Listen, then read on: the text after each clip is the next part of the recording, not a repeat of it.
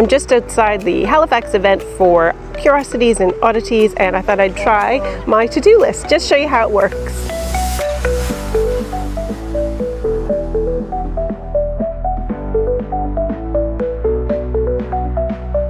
So I'm at the Oddities event, which is one of the events on my task list.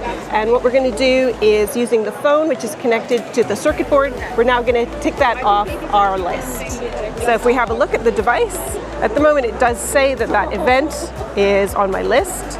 And we'll go to the app and we'll select Oddities event, toggle completion, get that sent, and boom, it does it pretty quickly.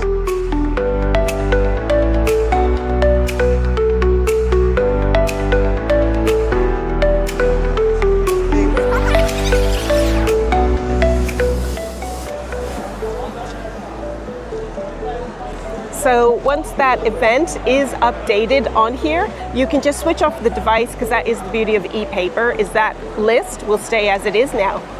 So that's it, we've done that off our tick list and we're ready to go.